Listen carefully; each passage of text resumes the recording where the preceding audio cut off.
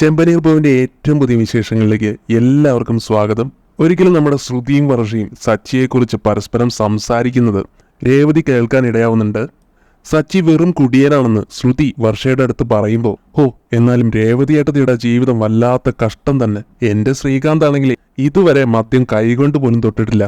അക്കാര്യത്തില് ഞാൻ ലക്കിയാണെന്നൊക്കെ വർഷയും അത് കേട്ട് പറയുന്നുണ്ട്. അതേ വർഷേ എന്റെ ശ്രുതിയും ഇതുവരെ മദ്യം കൈകൊണ്ട് പോലും തൊട്ടിട്ടില്ല. ആ സച്ചിയുണ്ടല്ലോ നമ്മുടെ ഭർത്താക്കന്മാരെ കണ്ട് പഠിക്കട്ടെ എന്നെല്ലാം പറഞ്ഞ് ശ്രുതിയും വർഷയും കൂടെ പൊട്ടിച്ചിരിക്കുകയാണ് കേട്ടോ അവിടെ ഇരുന്നുണ്ട്. അപ്പൊ ഇതൊക്കെ കേട്ടുകൊണ്ട് നിൽക്കുകയാണല്ലോ നമ്മുടെ രേവതിക്കാണെങ്കിൽ നല്ല ദേഷ്യം വരുന്നുണ്ട്, കൂടെ വിഷമവും ഉണ്ട്.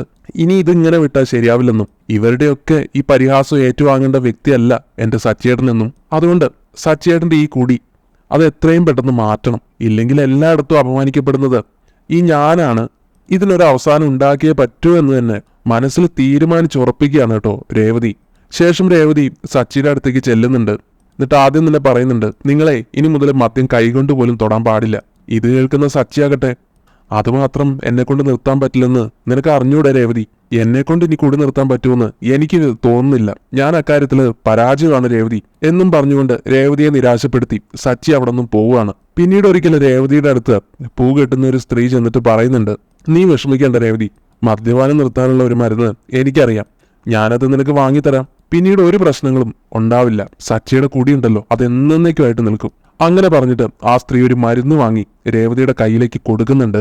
രേവതിക്കാണെങ്കിൽ പറഞ്ഞറിയിക്കാൻ പറ്റാത്ത സന്തോഷം. ഈ മരുന്ന് കഴിക്കുന്നതോടുകൂടി സച്ചേട്ടന്റെ കുടിയൊക്കെ നിൽക്കുമല്ലോ. ഇനി ആർക്കും കുടിയനാണെന്നും പറഞ്ഞുകൊണ്ട് സച്ചേട്ടനെ പരിഹസിച്ച് ചിരിക്കാനും പറ്റില്ല.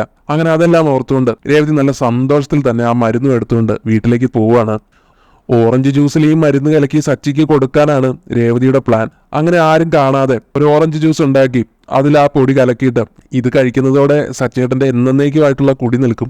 ഇനി ആരും എന്റെ ഭർത്താവ് ഒരു കുടിയനാണെന്ന് വിളിക്കില്ല എന്നെല്ലാം മനക്കോട്ട കെട്ടി രേവതി ആ മരുന്ന് കലക്കിയ ജ്യൂസ് സച്ചിക്ക് കൊണ്ടുകൊടുക്കാൻ നിൽക്കുമ്പോഴായിരിക്കും പെട്ടെന്നൊരു കോള് രേവതിക്ക് വരുന്നത്. ആ കോൾ എടുത്ത് സംസാരിക്കാൻ വേണ്ടി രേവതി പുറത്തേക്ക് പോകുന്നുണ്ട്. ആ സമയത്താണ് ചന്ദ്രമതി അടുക്കളയിലോട്ട് കയറി വരുന്നത്. രേവതി സച്ചിക്ക് വേണ്ടി ഉണ്ടാക്കി വെച്ച ആ ജ്യൂസ് കാണുന്നതും, ഇതാർക്കാ ഈ ജ്യൂസ് ഉണ്ടാക്കി വെച്ചിരിക്കുന്നത്? ഞാൻ അവനോട് ജ്യൂസ് ഉണ്ടാക്കി വെക്കാനൊന്നും പറഞ്ഞിട്ടില്ലല്ലോ. ചിലപ്പോ ആ സച്ചിക്ക് വേണ്ടി ഉണ്ടാക്കിയതായിരിക്കും. അവൻ അങ്ങനെ ഇപ്പൊ ഈ ജ്യൂസ് കുടിക്കണ്ട, ഇതേ ഞാൻ തന്നെ കുടിക്കാൻ പോവാന്ന് മനസ്സിൽ പറഞ്ഞുകൊണ്ട് ആ ജ്യൂസ് എടുത്ത് അങ്ങ് കുടിച്ചു തീർക്കുകയാണ് ചന്ദ്രമതി. അതേ സമയത്ത് തന്നെയാണ് സച്ചി ഓട്ടോ എല്ലാം കഴിഞ്ഞ് വീട്ടിലേക്ക് എത്തുന്നത്. അപ്പൊ സച്ചി വരുന്നത് കാണുന്ന രേവതി സച്ചിയുടെ അടുത്തേക്ക് ചെന്നിട്ട്, നിങ്ങളെ ഇവിടെ തന്നെ ഇരിക്കുക, ഞാൻ കുടിക്കാൻ കുറച്ച് ഓറഞ്ച് ജ്യൂസ് എടുത്തോണ്ട് വരാം. അതും പറഞ്ഞ് രേവതി കിച്ചണിലോട്ട് പോയപ്പോ ചന്ദ്രമതി ആണെങ്കിൽ ജ്യൂസ് കുടിക്കുകയാണല്ലോ. ആ ഒരു കാഴ്ചയാണ് നമ്മുടെ രേവതി കാണുന്നത്. എന്നിട്ട് ഓടിച്ചെന്നിട്ട് ചന്ദ്രയോടായിട്ട്, അയ്യോ അമ്മേ, ഞാനിത് സച്ചിയേട്ടന് വേണ്ടി ഉണ്ടാക്കിയതാ എന്നിങ്ങനെ പറയുമ്പോഴേക്കും, പക്ഷെ അവനിപ്പോ അങ്ങനെ ഈ ജ്യൂസ് കുടിക്കണ്ട, നീ അവന് ജ്യൂസ് അല്ല ഉണ്ടാക്കി കൊടുക്കേണ്ടത്, വല്ല മദ്യവും വാങ്ങിച്ചു കൊടുക്ക് എന്നിങ്ങനെ കളിയാക്കി പറഞ്ഞിട്ട് ചന്ദ്രമതി അവിടുന്ന് പോകുന്നുണ്ട്. രേവതിയാണെങ്കിൽ പണി പാളിയല്ലോ, ഇനി എന്ത് ചെയ്യുമെന്നുള്ള മട്ടിൽ നിൽക്കുകയാണ്. അമ്മക്ക് ഇനി ഇത് കുടിച്ചിട്ട് എന്തെങ്കിലും സംഭവിക്കുമോ?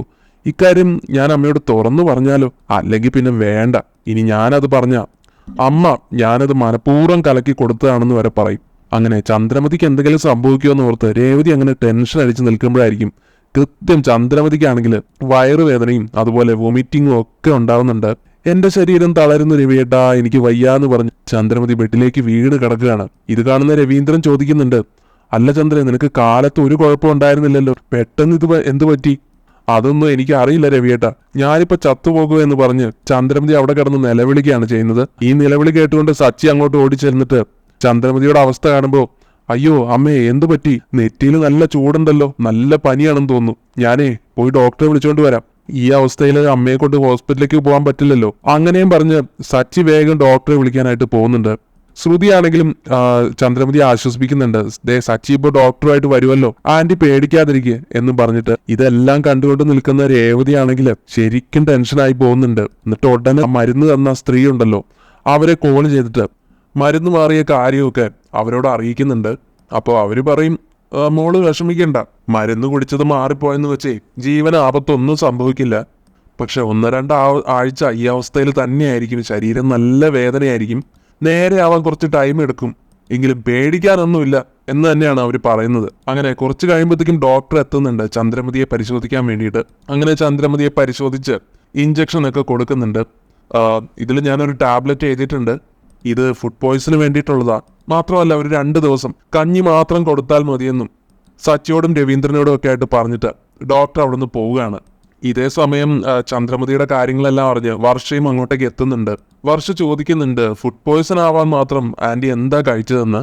കാലത്ത് എല്ലാവരും ഇഡലിയല്ലേ കഴിച്ചത്, അല്ലാതെ വേറൊന്നും കഴിച്ചിട്ടില്ലല്ലോ, നമുക്കൊന്നും സംഭവിച്ചില്ലല്ലോ എന്ന് ശ്രുതിയും പറഞ്ഞപ്പോ, ഞാനേ കാലത്തൊരു ഓറഞ്ച് ജ്യൂസ് കുടിച്ചായിരുന്നു, അത് ഈ രേവതി ഉണ്ടാക്കി വെച്ചത് എന്ന് എല്ലാവരോടായിട്ട് പറഞ്ഞു കൊടുക്കുന്നുണ്ട് ചന്ദ്രമതി. അത് കേൾക്കുന്നതും ശ്രുതി പറയുന്നുണ്ട്, ആ അങ്ങനെയാണെങ്കിൽ അതായിരിക്കും കാരണം, വല്ല ചീഞ്ഞ ഓറഞ്ചും വെച്ചായിരിക്കും അവൾ ആ ജ്യൂസ് ഉണ്ടാക്കിയത്. പക്ഷെ അപ്പോഴേക്കും രേവതി അങ്ങോട്ട് കടന്നു വന്നിട്ട് പറയുന്നുണ്ട്, അതങ്ങനെയല്ല, ഞാൻ ജ്യൂസ് സച്ചേട്ടന് വേണ്ടി ഉണ്ടാക്കി വെച്ചതാണ്. മാത്രമല്ല ആ ജ്യൂസിൽ ഞാനൊരു മരുന്നും കലർത്തിയിട്ടുണ്ടായിരുന്നു എന്ന് രേവതി സമ്മതിക്കുന്നുണ്ട്.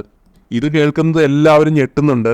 ചന്ദ്രമതിയൊക്കെ ആണെങ്കിലും പൊട്ടിത്തെറിച്ചുകൊണ്ട് രേവതിയോടായിട്ട്, ഇടി നാശം പിടിച്ചവളെ, നീ എന്ത് മരുന്നാടി എനിക്ക് കലർത്തി തന്നത്, എന്നെ കൊല്ലാൻ വേണ്ടിയായിരിക്കും അല്ലേ നീ അത് ചെയ്തത്. അങ്ങനെയും പറഞ്ഞ് ചന്ദ്രമതി അവിടെ കിടന്ന് നിലവിളിക്കുകയാണ്. അപ്പൊ രേവതി പറയും, അമ്മ പേടിക്കണ്ട, അത് പിന്നെ ഞാൻ സച്ചേട്ടന്റെ കുടി നിർത്താനുള്ള മരുന്നാണ് കലർത്തിയത്. എന്നാൽ ചന്ദ്രമതി ഉണ്ടോ അത് വിട്ടുകളയുന്നു. ചന്ദ്രമതി അത് വലിയൊരു ഗുരുതര പ്രശ്നമാക്കി മാറ്റാൻ ശ്രമിക്കുകയാണ്. എന്നിട്ട് രേവതിയെ കണക്കിന് കുറ്റപ്പെടുത്തുന്നുണ്ട്.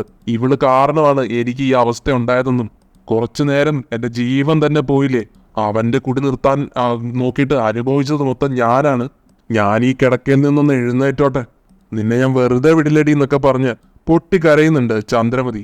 എന്തായാലും ചന്ദ്രമതിയോടൊന്ന് അടങ്ങാൻ പറയുന്നുണ്ട് രവീന്ദ്രൻ. നീ രേവതി മോളെ കുറ്റമൊന്നും പറയണ്ട, അവൾ ഉണ്ടാക്കി വെച്ച് ജ്യൂസ് എടുത്ത് കുടിക്കാൻ നിന്നോട് ആരാ പറഞ്ഞത്, നീ അത് സ്വയം എടുത്ത് കുടിച്ചതല്ലേ, അതിന് നീ രേവതിയെ കുറ്റം പറയേണ്ടെന്ന് പറയുന്നുണ്ട് രവീന്ദ്രൻ. അപ്പോൾ ചന്ദ്രമതി പറയും, അത് കുടിച്ച് എനിക്ക് എന്തെങ്കിലും സംഭവിച്ചിട്ടുണ്ടായിരുന്നെങ്കിലോ. നിന്നെ ഞാനെന്നും പറഞ്ഞ് ചന്ദ്ര രേവതിക്ക് നേരെ വരാൻ തുടങ്ങുന്നതും ചന്ദ്രമതിക്ക് എഴുന്നേൽക്കാൻ പറ്റുന്നില്ലല്ലോ. എഴുന്നേൽക്കാനാവാതെ ചന്ദ്രമതി അവിടെ തന്നെ തളർന്നു കിടക്കുകയാണ്. ശേഷം സച്ചി മുന്നോട്ട് വന്നിട്ട് പറയുന്നുണ്ട്, രേവതി ഒരു തെറ്റും ചെയ്തിട്ടില്ല, എന്റെ നല്ലതിന് വേണ്ടിയാണ് അവൾ ഇതൊക്കെ ചെയ്തത്, അതിനെ ആരും അവളെ കുറ്റം പറയാൻ വരണ്ട.